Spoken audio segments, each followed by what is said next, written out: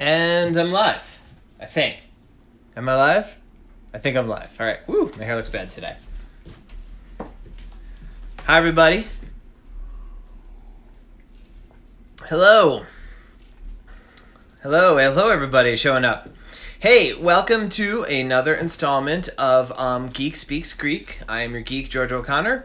I'm going to be speaking, not in fact Greek, but about Greeks. I'm going to be speaking English about, well, if you've ever joined us before, you know what it is.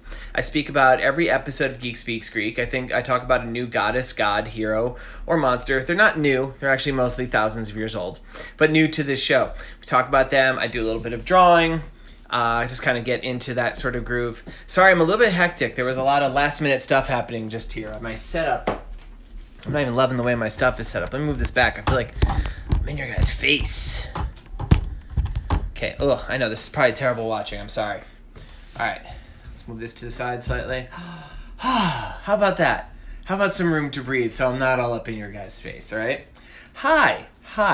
So if you've ever seen this before, you know I like to start by sharing some of the artwork that people have sent in. So how about we start taking a look at some of that? So this is the final installment of Groups of Goddesses Week, because I'm a big fan of alliteration.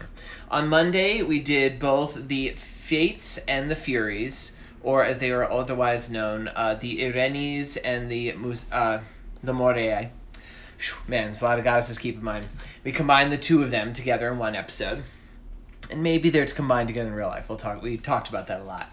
On Wednesday, I did the Treaties, the beautiful handmaidens of Aphrodite. And today, we're going all out. We're doing all 9 muses, and it's going to be a lot. So the artwork today, I'm just saying this by way of saying, we're going to be seeing lots of groups of goddesses. Now, this is from Ilia.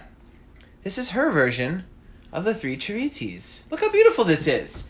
Really nailed it in all their different colors, too. Even got like that kind of double color thing on Aglaea's dress that I kind of forgot I did until I'm like, oh yeah, and that's beautiful. I love it. Aaliyah, you have gotten so much, like you started off really good, but like your artwork's getting better and better. It's really cool to see how people, as they work on this, as they draw, maybe not every day, but almost every day. You probably draw every day, right? How their stuff just gets better and better. Let's see what else we have here. So here's from Eleanor. Eleanor is another person who sends us stuff all the time. They're actually in a stream today, so I'm just gonna be able to like build this. There's her Charites. I just love like the way you do color. And also, of course, I think, well, yes, we do have a little Helios up there. I love that we have these scenes. Here is apparently from what Ilia's mom wrote. She was very inspired, did a lot of them, so she had to pare some of them down. Here's some more pictures of them. Here's some more. The last one, that's all of them surrounding Aphrodite. Well, of course, because they're the attendants. Way to go, Ilia. You're doing a great job. I mean, that's Eleanor, not Ilia. Boy, 2 L names in a row. Next is going to be someone named Ellis or something. So, and this is, well, we've heard about this before. This is the brother-sister duo of Nora and Drake. Here is, I think this is Drake's version. Very beautiful work. And then this is Nora's version of the Charites and Aphrodite. You know, I don't think I've ever drawn Aphrodite in like kind of a red, pink, purple outfit like that. I really like that. That looks really nice. I might have to sneak that in Apollo. And then they said they were inspired by Shiloh's version of the Fates. If you saw this, it was on the Fates, the episode after the Fates. It was on Wednesday's episode. Shiloh, longtime fan of this live cast, did this really amazing Photoshop recreation where he was all 3 of the Morae. He was Clotho, Lachesis, and Atropos in one photo. It was pretty awesome. So Nora and Drake and their friend, they were inspired, and they have done, look at this. They did all of the Muses. I mean, I almost don't even need to like go in and do the episode today. I could just leave this up here and like just go for a walk and take a drink, and like you could just kind of share that.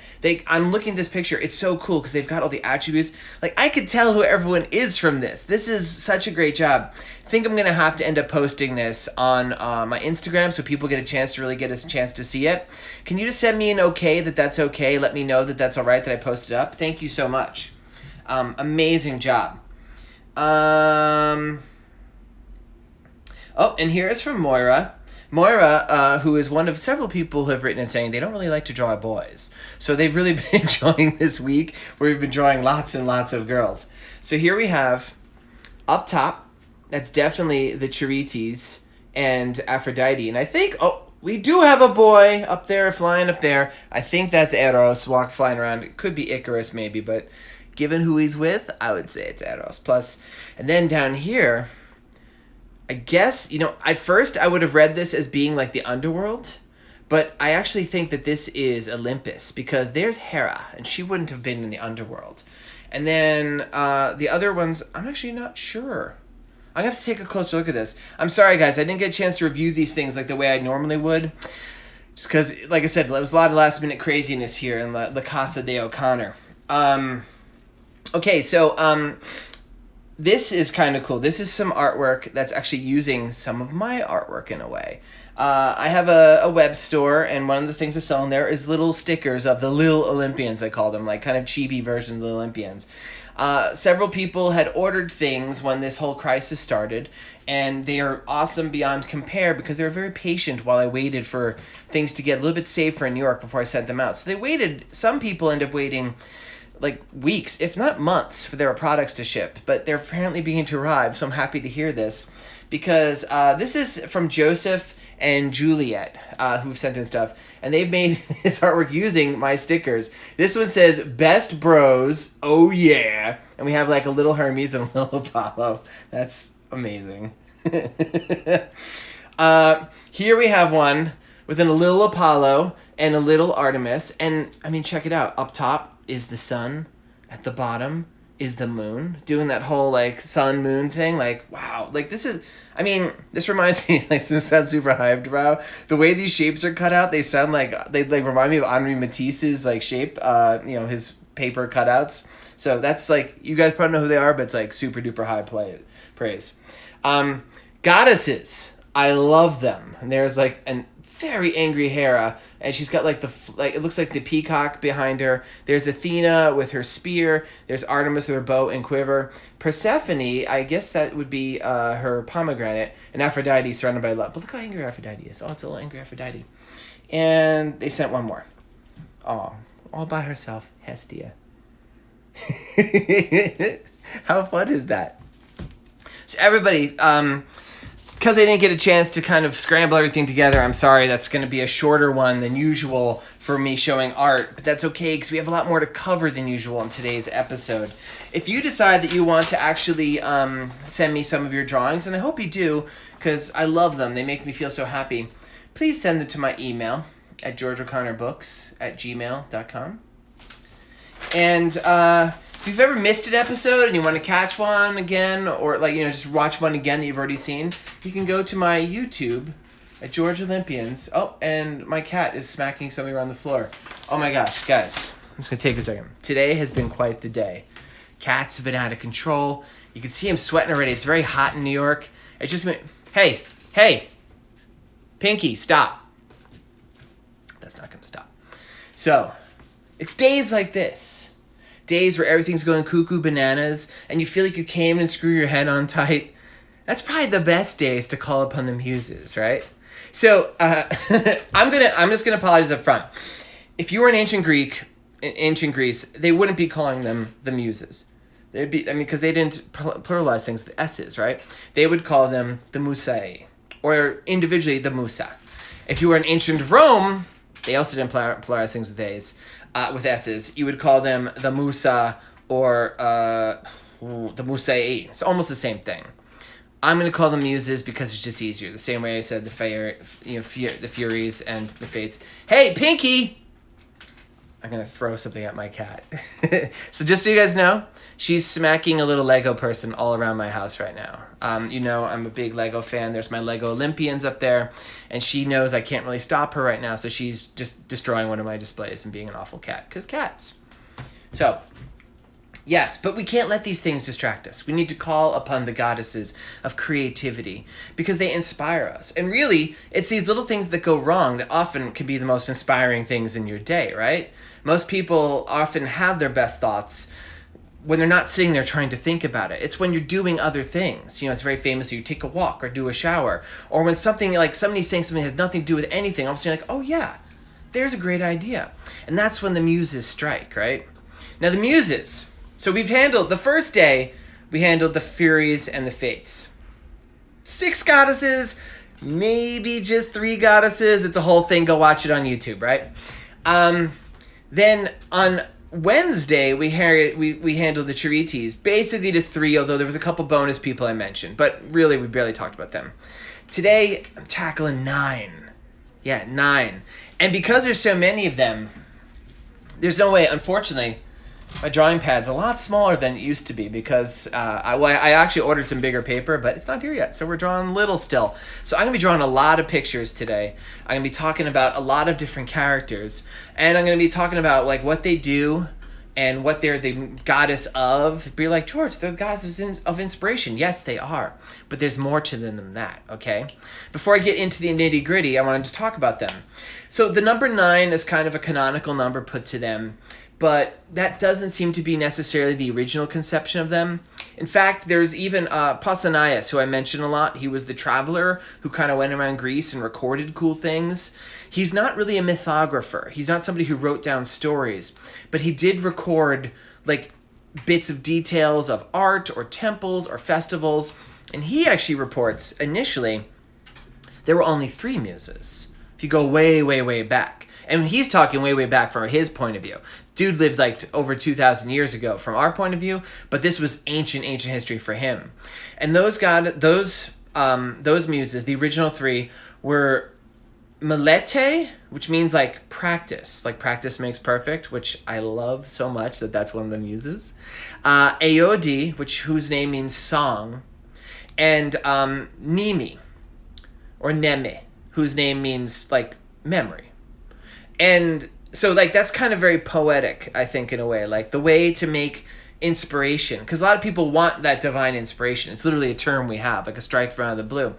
But like the truest way to be inspired is to practice a lot and to do it. So, you know, Melete, she's the practice, right? Aodi is the song, just do it. And then Nemi is remember how to do it. And that's kind of like the secret of creating. People always ask me, George, how do you draw so good? I'm like, I don't draw so good. They're like, oh, stop being modest. I'm like, well, I practice a lot. I draw a lot. That's what I do all the time. Every day I spend, if at least a few minutes, but normally many, many hours drawing each day. And that's why I can draw fast. And that's why I don't really get bent out of shape if my stuff looks pretty stinky, because that just happens when you do stuff. But later on in history, we start seeing these 9. Homer himself, if you've ever read like the Odyssey or the Iliad, the first lines of both those epic poems invoke the muses. Oh, muses, sing in me and tell them a story. And sometimes he actually just says, oh, muse. Like there's only one. But apparently there is at least one reference that he makes to 9 muses, so he does know that idea, although he never says their names. The names come from, I'm sure you can guess, because it always comes down to this guy. Hesiod is the first guy we know with the names. But even in Hesiod's case, he doesn't seem to be the person who has their individual areas of expertise chosen. The muses are general goddesses of inspiration, of music, of dance, of poetry, all the kind of stuff that Apollo is closely associated with. And we're going to talk a lot about Apollo with this. We mentioned on Wednesday the idea of attendant gods, how a lot of the gods have attendants with them. And I was hesitant to mention, to consider the muses attendants to Apollo. I think they're more elevated than that. But they do work very closely with Apollo in terms of inspiration and giving people inspiration. Yeah, I mean, they didn't inspire me then to come up with another way of saying that, but you know what I'm saying. So let's see. I'm going to start going down the list Let me make sure this is on the drawing board. Okay, I'm going to start going down the list of different muses, talk about a little bit of what they were the goddess or god, well, no, they're all goddesses, what they were the goddess of, what some of their attributes were, and then how I designed them myself. First one I'm going to draw is Terpsichore.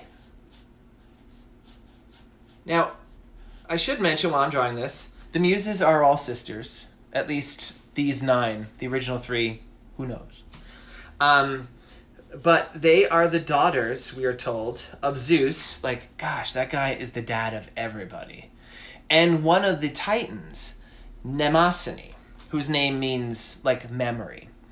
And you know how the titans are gods of time? It's really interesting, like, the idea of memory. So she's kind of like the goddess of history. Like, the whole idea that, like, it's the recording of the things that happened before. She is a goddess of the reckoning of time, of memory. And when you could think of those original 3 muses, how one of them is memory. One of them is called Nemi, which, you know, Mnemosyne, Nemi, very close. Like, it becomes a really important thing. The ancient Greeks knew, as anybody who does engage in creativity, a lot of it is just hard work and kind of learning from your hard work, and memory is part of that, right? So, since they are all sisters, I decided to give them all a similar appearance. They're all variations on blonde, just because I wanted the association with Apollo. My Apollo was blonde. Now, Terpsichore, did you guys hear that? My cat is going nuts. I'm gonna have to. Her name means delight in dance, or delighting in dance. Okay, and she was the goddess of. Hey, all right. I'm sorry. I'm gonna have to stop that. So unprofessional. She's now cutting up my couch. Where was I? Terpsichore. She was the goddess of choral song and dance. Choral song was a type of singing ancient Greeks did where there was a chorus. Now, most songs have a chorus. It was kind of like an answering thing.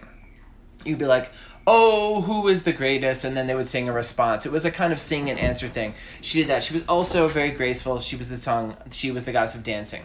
Her attribute in ancient art is she is identified, she's often holding a lyre, you know, the instrument of Apollo. Now here we come up with a little something.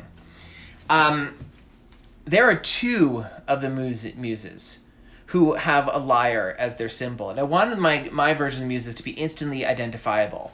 So what I did with her, because she's also the goddess of dance, I'm like, she's probably going to be spending more of her time dancing than playing a lyre, and that's kind of awkward. So I gave her she has a very slender build.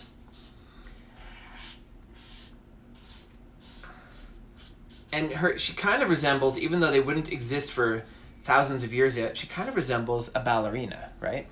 And then, because the lyre is her symbol, almost like Superman style or something. On the tip of, I'm actually looking at some drawings for offhand, just so that's in case you're wondering, I keep looking to the side, because I'm like, these are live designs, I want to make sure I don't mess them up. I actually gave the front of her tunic that she wears, it actually has like kind of like a hem that resembles a lyre on it.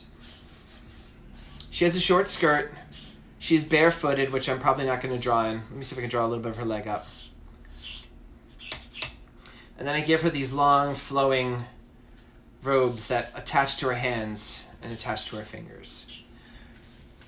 So there she has the lyre as part of her symbol. I know, one of her other symbols is something called a plectrum. I'm like, what's a plectrum? And I had to look up a plectrum. A plectrum is essentially a guitar pick.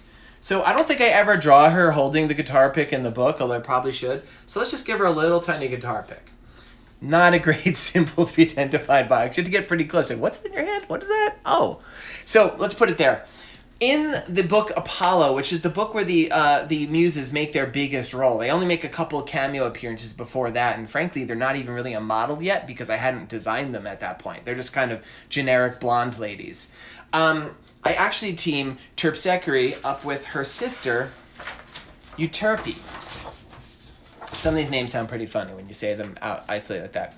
All right, so Euterpe We've heard the name "you" a lot, right? Like "eu," that sound. It means like well or good. And the terpy part is pleasing. So she's very pleasing, which is like, I don't know. That's not the most exciting name I've ever heard for somebody. She is the goddess of lyric poetry and music. Now the music part is interesting because they're kind of all goddesses of music, right? But she has this stronger association and the lyric poetry, I don't really have a great definition for lyric poetry. When I did my Olympians book, they actually, it's not easy to explain, I should say. I actually teamed these two sisters up to tell the story of Daphne. And she does it as kind of she's kind of dancing out the act of the story of what's happening to Daphne. And she's actually in lyric poetry. I wrote it in lyric poetry. She's telling the story. So it's a certain rhyme scheme and stuff. It's a little bit technical to get into here, and I'm just not going to do it here. Her symbols... Oh, wait. Did I say what her name means? Her name means well-pleasing.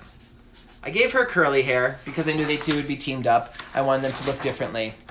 Her symbol is the Aeulos, which is the double flute that Athena makes, she invents. It's the double flute is what the satyr Marsyas is playing in his music competition with Apollo. That gets his skin pulled off, so like, yee. And she actually, I gave her 2 Aeoloses, right? She actually has, if you look at her hair, holding up the bun of her hair, she has 1 Aeulos in her hair, right? Then, because she actually is playing this instrument, she is the goddess of music. I mean, like I said, these are all kind of goddess of music, but she seems to have a stronger association. I actually give her an Aeolus that she's holding and she's playing. Because I knew she was going to be teamed up with her sister, she also had like kind of like things hanging off her arms, like she has fabric draped over her arms. Although, because her sister is the much more active and like flowing and in her dancing, you get to see it. It's attached to her fingers, and it's a real identifying feature of her. And then she just has a dress. She is also barefoot. My whole thing with like somehow primordial gods and goddesses, I try to make the primordial gods not wearing shoes and the later ones wearing shoes. That's all thrown out the window for the muses. Some of them are barefoot, some are not. Okay, so that, you know what? I was going to say I should name these as I go, but it's just going to be backwards to you. That's Euterpe. Now, next I'm going to do Cleo. Cleo was the goddess of history. And, oh, you know what I forgot to mention, and I meant to? Because people are always very interested in whether or not these people have kids or not, whether or not they marry. Most of the muses don't really have kids, or at least they don't really have kids of well-known. There might be like a kind of random mythological personage attached to them here or there. But only like on one source or something. But this is kind of interesting. This character of Lioness is sometimes considered to be the daughter of Terpsichore and Apollo. And Lioness, not only is he, I mean, you know him from the Peanuts, he's like Charlie Brown's friend with the blanket and everything. Lioness is actually in Greek mythology, it's not a story I tell in my version of the retelling of Heracles, but he is the music teacher of Heracles when he's a kid. And he's trying to teach Heracles how to play the harp or the lyre, I forget which it is. And Heracles is terrible at it. He's a big, strong muscle man. He's not given to the finer things. And Linus keeps riding him and saying, bad, you're doing bad. And this is a terrible story because he's not baby. He's like teenage Heracles takes his harp and kills Linus with it. Just straight up murders this guy. It's like, what? So in some versions of the story, that's her son. No sons, really. No children I could really attach to Euterpe.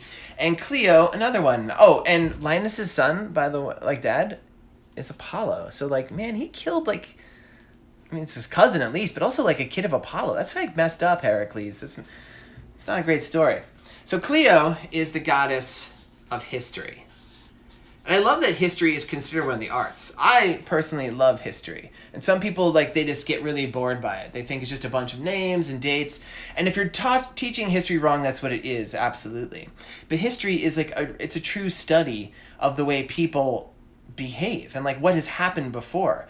And so that's what she's kind of the goddess of. And it's something that you can imagine she takes after her mother Mnemosyne very closely for. Because Mnemosyne is the goddess of memory, and that kind of works itself out that she's the goddess of history. So she kind of passes the torch off to her daughter. If you're looking at a picture of the Muses, one of the ways you can tell that you're looking at Cleo. Oh my gosh, I want to really say a lot of wrong words here. She has a scroll. The scroll, it's where she writes down all the stuff. She's pretty modestly dressed. She spends a lot of times in libraries, after all. In fact, one of the other ways you might see her, sometimes she's sitting on top of like a case of like different scrolls or books and things. Even in the story, I think when you first meet her in Apollo, she's actually sitting on top of like a stack of books. So I actually dress her a little bit more warmly. She has this shawl that she has kind of crossing over her. She has a little bit of jewelry and whatnot. Look at that. She has 3 fingers. Cool factoid. My friend, one of my best friends, is the author, Julie Foliano. Her daughter is named Cleo. And at the time when I was working in this book, Cleo was just a little baby. So she kind of has the hair Cleo had at that age. Cleo's hair looks different now, but it was kind of the inspiration. It was a little homage to Cleo. So there's Cleo, the muse of history. Oof, I gotta speed up because we still have like tons of muses to go through, and it's already like halfway through. See what I was saying? It's a good thing we went short. Next up, we're going to do Aranea.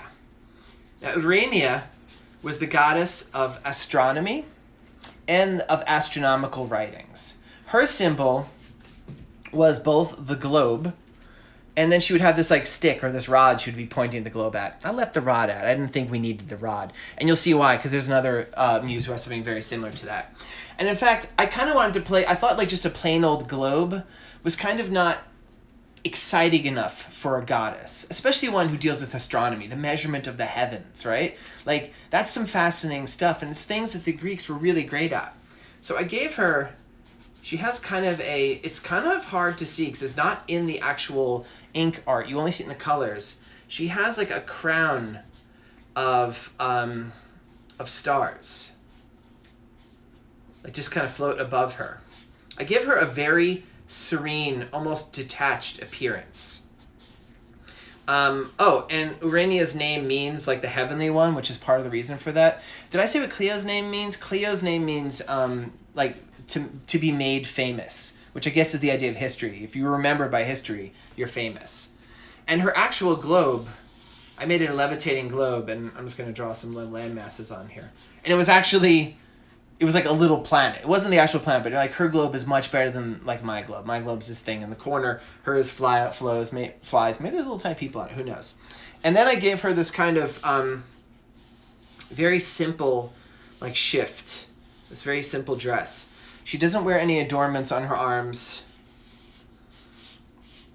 And when the shift opens on the side, I'm not going to draw this, but you can see in the artwork, there's like a starry field inside of her. Kind of like Uranos, the Titan, the pre-Titan, the dad of the Titan, who is the sky. I wanted there to be a reflection of the starry sky in her. So she has the stars around her head, and then her robe, when it opens up, there's stars inside as well. So that's Aranea. Woo! This is getting to be a marathon one. Next up, we're going to do Calliope. I remember Calliope, I arranged some especially interesting hair for, so I need to look at my references for that. Calliope's name means beautiful voice. Cool, right? So you think she's the goddess of singing, but she's actually not. She is the goddess of epic poetry. She is a goddess of singing too. I mean, they're all, to some degree, goddesses of singing. Calliope I think she's normally considered the leader of the Muses, unless you want to count Apollo. She is the one muse who maybe gets the most development outside of just being like, the Muses appear as a group. They're evoked a lot by people who are writing or creating, especially those in their field. They appear a lot of times in artwork, just kind of as incidental characters. You'll see that you can go into like buildings that have like classical motifs, and you will see pictures of the Muses all over the place. Calliope is one of the only ones who really kind of has an appearance like any role in myth, and that's predominantly due to, like I said, she is kind of like the leader of them. But she's also the mother of Orpheus. And I know you've all heard of Orpheus. Orpheus, he's the guy. He falls in love with Eurydice, and Eurydice dies, and then he goes down to the underworld, and he moves Persephone and Hades so much with his song that he's able to bring her back to the world above. And right now, what I'm describing, that's the story of Hades Town, the amazing musical that I've seen and was supposed to see again, but then the world ended and we didn't get to do it. Now, Calliope, one of her symbols, when you can tell you're looking at her, she had a tablet and a stylus. So modern! It's like she has an iPad and she has an Apple Pencil and she writes on it. So that's Calliope. The dad of Orpheus, I should mention, in most versions is Apollo himself. There are other versions. Weirdly, in a lot of these stories, like with Lioness too, sometimes the dad that sneaks in is Hermes. It's like, Hermes, what are you doing here? But I guess he has some music associations too. But it's normally Apollo. I would never say that they were married, though. A lot of people, I know a lot of you guys like the idea, are they married? I don't think so. Because Apollo's had kids with several of the Muses, and I feel like Apollo is just, I've said this before, I don't think he's a marrying type. I think he has been with a lot of women that he has, and he's fathered a lot of children, but he never seems to be really overly attached. Not overly attached. That makes it sound like it's a bad thing to be attached. What I mean is, he's not really specifically attached to any one goddess. He has a role that he plays in the lives of a lot of goddesses. So there we have Calliope, the beautiful voice, and the goddess of epic poetry. Epic poetry, by the way, is stuff like the Odyssey and the Iliad, which I mention every day. Like these long epic poems that were recited by memory from these bards that would travel around the ancient world. Nobody wrote this stuff down for years. So they would remember these insanely long poems. And that was her special avenue that she was in charge of. Next up, I'm going to draw, and this is the first one that we actually meet in Apollo. This is Polyhymnia. And Polyhymnia, well, her name means many hymns. Probably could have guessed that one, right? She is the goddess of religious hymns. And she's one of those ones, it's kind of like when we talked about Hestia. How Hestia in traditional art doesn't really have a lot to identify her. She just kind of if you read an attribute list of Hestia, if she's not actually sitting tending a fire, they describe her as having a pensive pose. Yeah, Hestia you're never going to see being kapow. She's always just kind of chilled, right? And the same thing with her. She's just in this very demure, very kind of holy pose. So actually, I kind of borrowed for my version of Polyhymnia, I borrowed some of the elements that you would actually see in a priestess, or that you would actually see in statuary of Hestia, where she's got this is not her hair, by the way. Her hair, she has a hood pulled up over her head. She's wearing multiple layers. Her posing is very drawn in. She's very devout. She has the appearance of a pilgrim or a priestess. Her job is to extol the religious virtues of the goddesses and the gods, or whatever. And that's kind of the stories that she tells. She doesn't have there's no family associated with her. I would hazard a guess she does not have any kids, just given by what she is the goddess of. Up next, one of my favorites. Somebody asked me who are my favorites, and I was kind of I really enjoy the character of Erato. Erato, and I think it all comes down to this design I gave for her. She was the goddess of love poetry, or erotic poetry, I guess you could say. And I gave her this design where she has this one flower in one ear, and she wears her hair covering up her face. And there was a little bit, I didn't mean it to happen, but it's definitely there. There's a little bit of sadness in her look. And I think it's because so many love stories end so sadly. Most love stories, especially if I guess all love stories end sadly if you follow them long enough, right? But there was just there's a little wistfulness to her. And she actually ends up telling the story of Hyacinth, one of Apollo's loves who he dies. And so it's a sad story, and she gets so wrapped up in it. And you could see in the story, the way she tells it, that she herself also has this love for Apollo.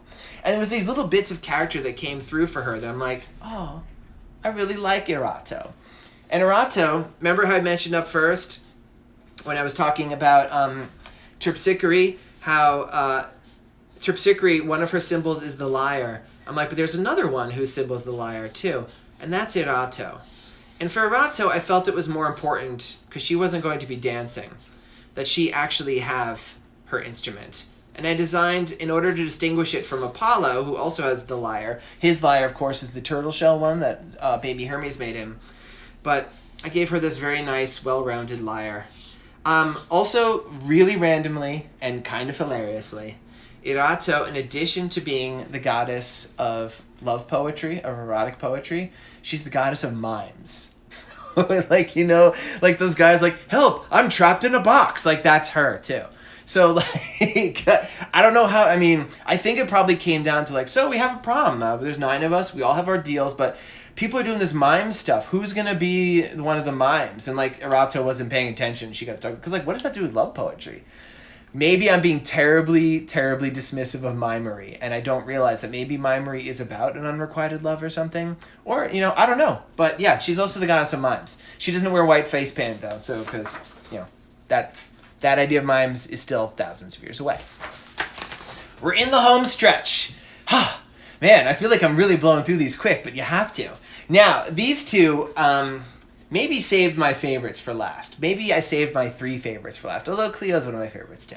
They're all my favorites. Why would I ever say something as dumb as, like, you know what's going to happen? I'm never going to be able to write lyric poetry again because I'm insulting the other goddesses.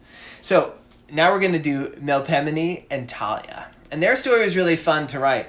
In Apollo, I actually had them writing, they actually are teaming up to tell the same story, the story of Marsyas. Marsyas, I mentioned before, he is the satyr who plays the Iulos, the double flute, and he gets into a music contest with Apollo that ends horribly for him, where he gets skinned alive. I feel like I mentioned this story like every episode. Now, what makes them so fun is Melpomene and Thalia are the goddesses of tragedy and comedy. They're kind of opposites. And their symbols are some of the symbols you're going to see are some of the most familiar symbols here that you'll see at all. They have ivy in their hair. They both have ivy. That's not super unique to them. Melpomene has this kind of very squarish face. She doesn't look super sad, but she has a very drawn expression. She's definitely not smiling. I'm sure.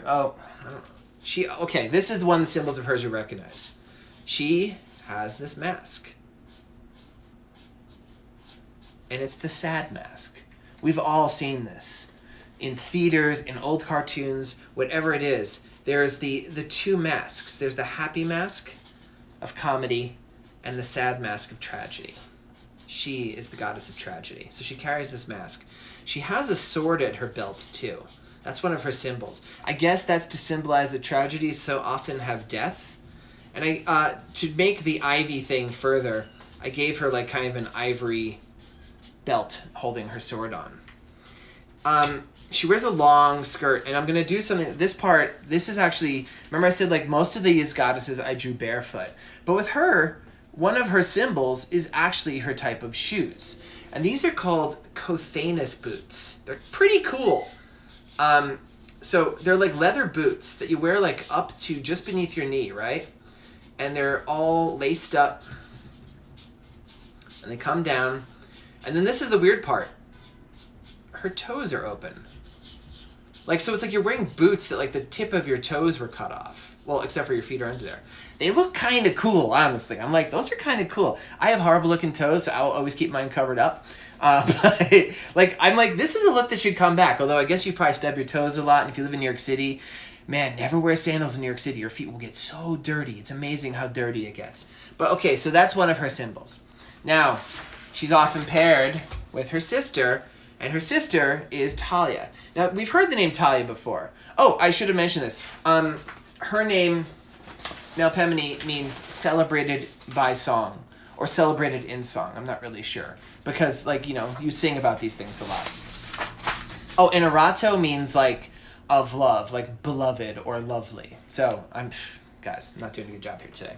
Now, had a really fun time with Thalia. Now, Thalia is also one of the names of the Charites, right?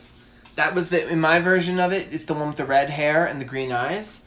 But this is a different Thalia. They're not the same person. My Thalia, she's got a little bit of a craziness about her because she is comedy. Her hair is a mess. It's got ivy leaves in it. It's all curly. She's smiling. She has the happy mask.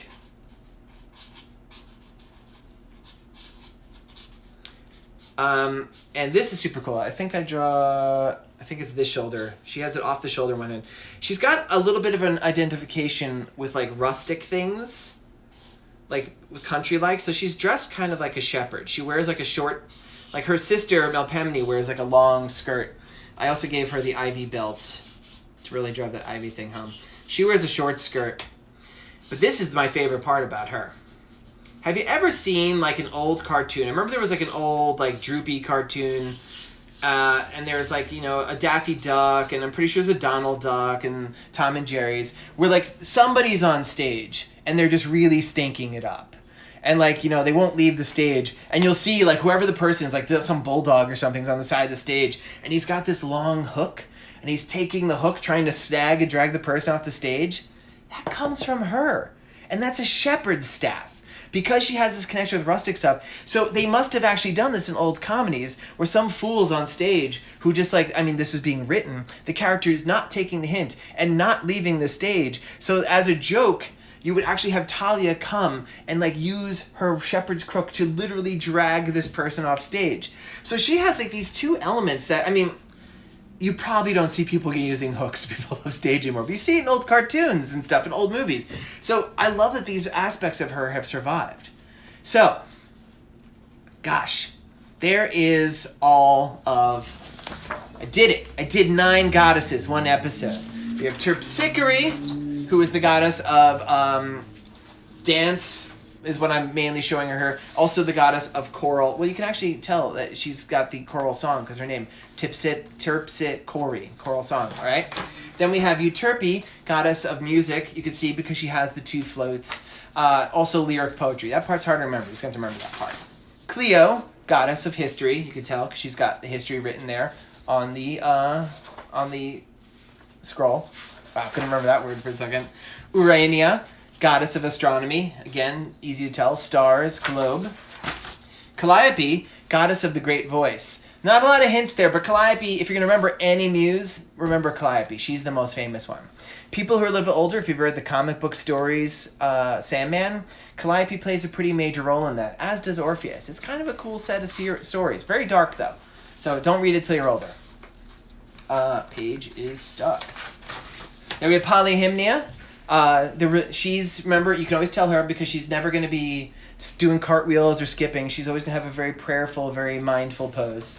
She's the god, many hymns. She's the goddess of religious hymns. Erato, the goddess of love poetry, also mimes. You can always tell it's her because she's always stuck in a box and can't talk. I'm lying. But she has the lyre as her symbol. I also give her the flower in her hair because flowers are associated with love. And also, I didn't mention this, each of the muses has a color, like a very light pastel colored outfit. Hers is a very light pink. At least the way I draw them. That's not something you can use everywhere. Then we have Melpomene, goddess of tragedy, also of pretty interesting boots. And finally, we leave it on Talia, goddess of comedy. Whew. That was a lot. All right. So, trying to think if there's anything I wanted to say about them. Tell you what, start putting questions. I'm going to think if there's anything I want to say about them specifically.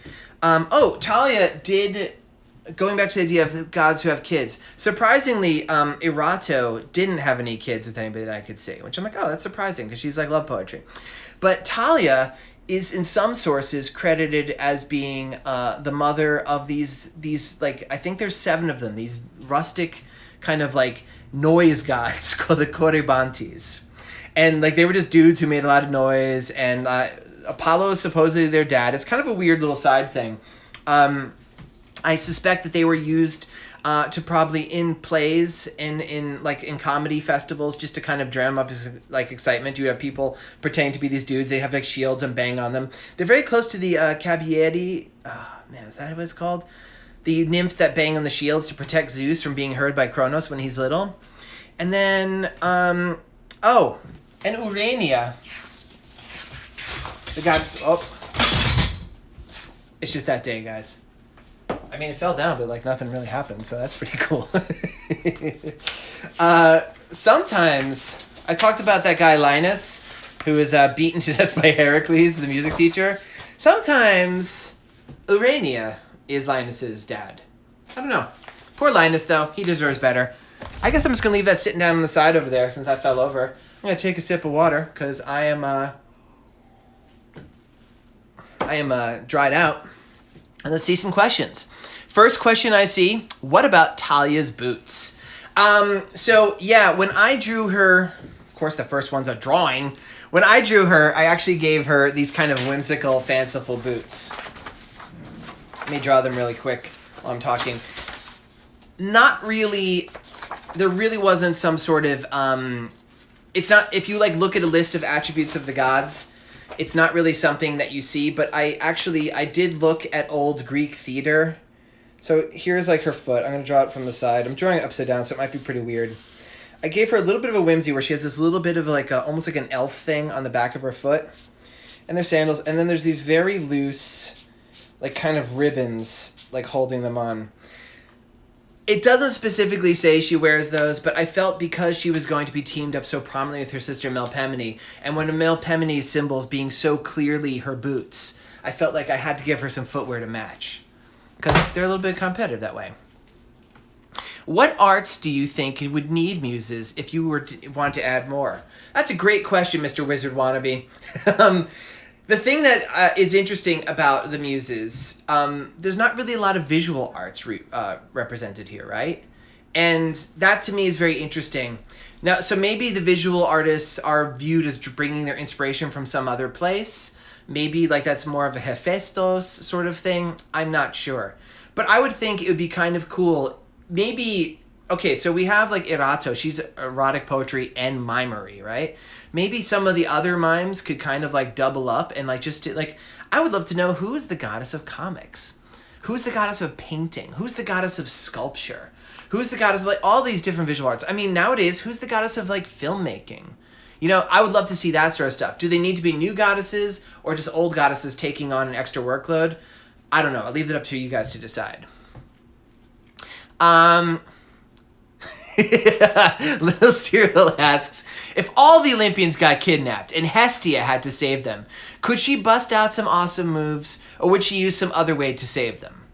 Now, I have no doubt Hestia could bust out some awesome moves if she needed to. And in fact, I think it's Athena, but it might be Hera. You see a brief I think it's Athena, definitely. You see a brief segment of the Gigantomachy, where they're fighting against all the Gigantes. And you can actually see Hestia in battle. And there are accounts of her fighting. Hestia can throw down when she needs to. She just doesn't tend to. So I think Hestia, so I don't know who would on Earth be able to kidnap all the Olympians. Whoever they would have to be would be amazingly powerful. I think Hestia would try other methods to try to get them free first. But then, eventually, if she had to, she would bust out some serious moves and kick some serious tush all over creation. I mean, she's like all fiery. She would just think what she could do. It would just be awesome.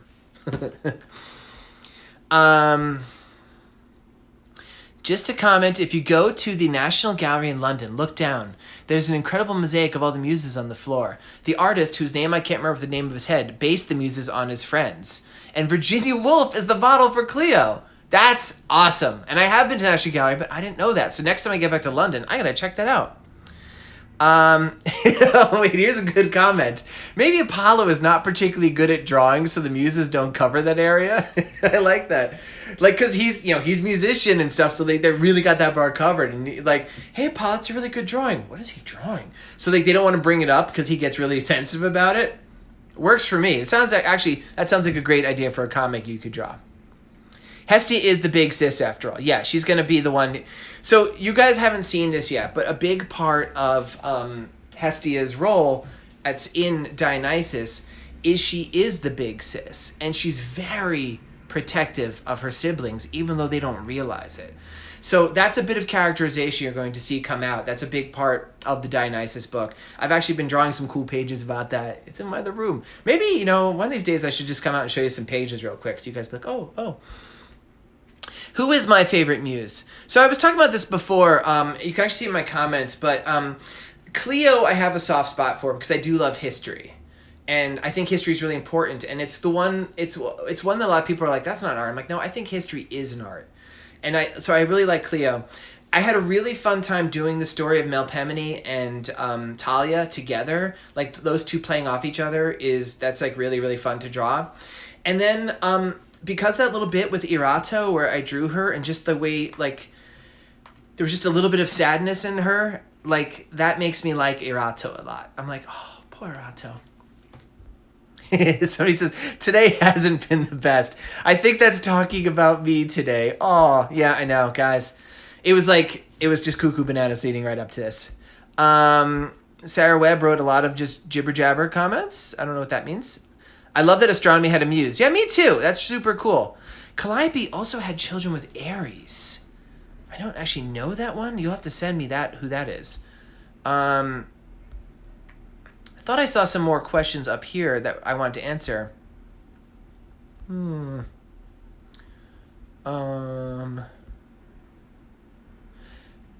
It could be the mimes performed like set pieces of famous mythological romances. That's possible. That could be why Arato is also mimery. Let's see. Motion pictures would be a good one. I know I saw this cool question. I don't know where it is. If I haven't asked your question, ask me it again. If it isn't Apollo or one of the Muses, who would be the best artist? I'm assuming by artist, you mean a visual artist, since that's what I talked about. Looking at my off-camera Olympians poster, I do feel like Hephaestus, this is probably something he's really good at. So we know that he was able to craft automatons, which is an old-fashioned word for robots, because that word hadn't been invented yet, that were so lifelike that they breathed. They literally breathed, and they could pass as living. So he had to have sculpted that, right? So I feel like, now maybe he didn't sculpt it, they are gods. They could just kind of make things. But I feel like if there was, maybe that's why they didn't do it, because they could just gesture. I don't know. But I do feel like it's probably Hephaestus is the best artist. And I would also think that Athena, because she also has that craftsmanship thing. She does like the weaving.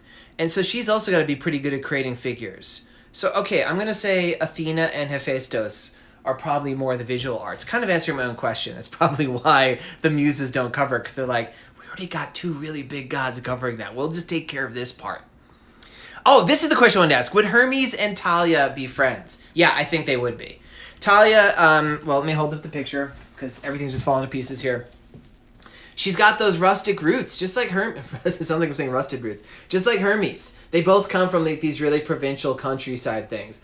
She's a little bit dirty, a little bit bawdy. Her jokes. One of the things, I didn't mention this, she's also like rustic songs. And rustic songs is a nice way of saying like kind of like little dirty jokey songs. So like they would be like jokes where they had a lot of like little like, dirty bits or like fart jokes and stuff.